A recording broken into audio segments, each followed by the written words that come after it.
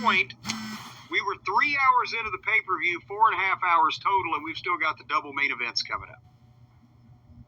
And they said, oh, here, have this one. Did you know there's more of it? Did you know it was a double main event? Did you know Swerve Lashley was one of the main events? Because I didn't know it until they said it on the pay-per-view. Well, I think they pretty much figured out that, boy, looking at that card, we made a mistake with our world title match, and nobody gives a shit about most anything else, so maybe they'll be interested in Swerve and Lashley. And I can't say it was not misplaced. Because, and I mean, remember, Swerve was the guy that was just kicking ass and winning everything and doing everything, and then the people started liking him, and instantly, as soon as they realized the people started liking him, everybody beat the shit out of Swerve. He got everything taken away from him, and then he switched back to heel again, we thought, and people kind of liked him again, but then now they just like to yell Swerve's house when Nana yells whose house, and otherwise they're not yelling much, and there's not many people in the house.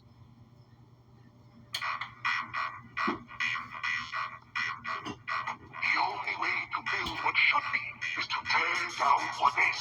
The rats rise. The blood falls.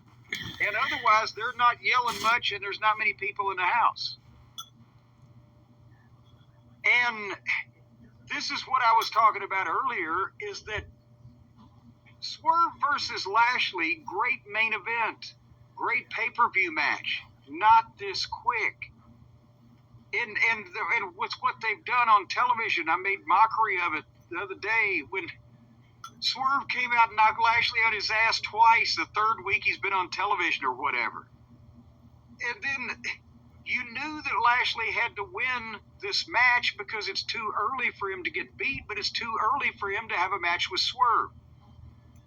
They were going for, if Swerve and Lashley were equivalently over in their world, on their roster, in their presentation, and then, boy, we have this big match, but Lashley just got there, and they've done damage to Swerve with the booking to where Swerve is still at a point where he needs to look fairly strong because he's had a lot taken away from him, but Lashley can't be selling now because he just got there and he's the biggest beast in the fucking zoo. So, don't have this match right now. Have Lashley against a mid-card babyface in his first pay-per-view appearance that he can fucking demolish. And they have no patience, and they don't know how to time anything or how to get somebody in and get them over to a level. And again, for the people who didn't hear it, I'm not saying Lashley's not over with wrestling fans. More people know who he is than most people on this show. But in this environment, position him. How are we to take him as viewers? And when he in front of 600,000 people on TV, Swerve just knocked him on his ass and made bumblefucks out of his manager and partner. And for a sixth of that audience, Bobby Lashley beats the shit out of Swerve. You're supposed to want to pay to see the babyface get even, which means you do the angle where you get the heat on the heel in front of the most people, and then make them pay to say. Now, having said all that about the timing, this was probably the best match on the show for business reasons, for accomplishing something, for the right finish, and for, both guys involved being main event level talent in this situation. And Lashley was dominant through most of it and manhandled Swerve, and Swerve fought from underneath, and both of their stuff looked good. Nobody looked like they was silly or fucking, they didn't stand there and allow each other to be chopped. Lashley's not going to go for that. He's too smart for that. And they did a little business with Shelton where he tried to interfere a couple of times. They kicked him out of ringside. And then Swerve had to fight later on in the match to really open up and get his shit. And then he jumped off the the stairs and double stomped Lashley through the Spanish announce desk, which looked great to me. And that's kind of, if that had been the only time we'd seen a human being, male or female, fly through a fucking table or a desk that night, wow, can you imagine? But it was like number 5 or whatever. But then, he gets a 2 count with the double stomp. And then Lashley rolls to the floor and belly-to-bellied Swerve on the floor and speared him through the railing. And then got back in the ring and speared him again and got the hurt lock on him, and the referee rang the bell. It wasn't too long. It wasn't silly. They didn't try to recreate their Japanese wrestling heroes' signature moves.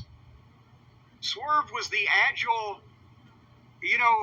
gymnastic type because that's his style, but Lashley kept him grounded enough that it didn't get ridiculous. And, again, it was a great debut for Lashley to get him over to face a top guy, but he was already in the ring with a top guy.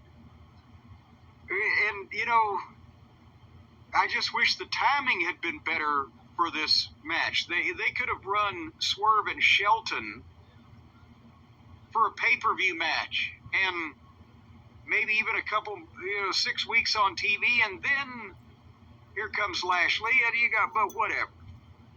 And then they rolled Nana in, and he begged and groveled, and then they hurt-locked Nana. But can they please let Nana just say, fuck it, I'm going to go down swinging and throw a couple punches, because he's a babyface manager. People are supposed to like him.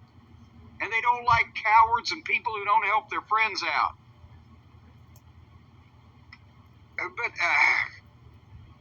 do you agree with me that based on this field, that if Bobby Lashley had not debuted with the way Shelton Benjamin has looked, you going to tell me that Shelton versus Swerve couldn't have been a pay-per-view match to lead to the next big pay-per-view with Swerve versus Lashley? That's what I was thinking. Potentially. I mean, there's a whole lot of done wrong here. And I don't think Swerve's booking, despite him getting over with the fans, which is kind of going the other way, it seems like, at certain points lately. But despite that, the booking around him's been horrible. Nothing makes any real sense. Things are escalated to ridiculous degrees for no good reason. And he's eaten a couple of pins lately. With that said, going into this, Lashley needed to go out there and just destroy him. Yeah. He needs to destroy everyone in his way right now. So when I say there's a whole lot of nothing good here, the match shouldn't have happened. Now, they did Swerve and Shelton on TV a few weeks ago. So obviously you couldn't bring that back. And well, yeah, no, but that's what I mean. If they'd have started out with the thought that MVP is going to bring in Shelton, and Shelton and Swerve are going to have a problem and an ongoing issue leading to a pay-per-view match, and then we'll put Swerve over, but here comes Lashley. Then they could have got more time to build everything, and Shelton wouldn't have been cast aside so quickly, and you'd get more mileage. And I worry about Shelton right now because I see that he's in the Continental Classic tournament, so either he's going to win or he's about to eat a bunch of pins in the tournament from people that you're like, how the fuck is he in there with this guy? How's it competitive? But, the other thing is, with Lashley, with Shelton, and with MVP, out here, every time we've seen them in front of the camera, at the press scrum, where they stole the show, they're always dressed like star athletes. The star athlete, typically throughout history, didn't walk around dressed like a bum. Usually either the team required there to be a dress code, or they just realized, I don't want to look like a bum. There's a lot of wrestlers who are multi-millionaires who still think, I want to dress like a bum, I guess for the bum credibility. The bum audience, a big demo. But every time you see Lashley, MVP, and Shelton, they're dressed like star athletes. They dress like stars. They carry themselves that way. What's MVP stand for? Montavious. Well, no, I mean, allegedly, but the play on word MVP, most valuable player. Right. Talking about blue chip athletes. What does it stand for? Babies. What does it stand for? What is his name? Tell me his name. Montel Vontavious Porter. Is that it? That's it. It's Montel, it is. It's not Montel, it is. It's Montel. I didn't realize it was my. He never says his name. He never says this is his name? The sad thing is you wait for Tony to blow something when there's something that, you know, I feel like in a way people don't go for the layup. They think they have to make things complicated, but there's a layup right here with the Hurt Syndicate. The way they carry themselves, how over Lashley has been on the shows. We'll see what they do, but... Well, the good thing is, with a lot of the other guys, most of the other guys, maybe all the other guys, except MVP, not only does Tony have input, but they also have input. And that's why a lot of this shit is so indie. The problem is they have to work with other people. So but they have input, so does Will Washington and Swerve. Well, yeah, but with MVP and Lashley and Shelton, you've got three guys who are very smart to the wrestling business and know how to present themselves and know how to get themselves over. And you can't tell everybody to do everything. Some of this stuff, even if it's booked bad, a lot of the stuff boils down to bad instincts, bad training, and bad psychology amongst the talent. And at least you don't have that with these guys, and they may do some stupid shit, you know, like everybody else does in this company, because that's the way that it's booked or that's the way that it's worked out. But nobody's going to be trading chops with Bobby Lashley, and nobody's going to be fucking, you know, doing goddamn leaping tombstone pile drivers with Shelton Benjamin, because they would have to allow that, and they're not going to.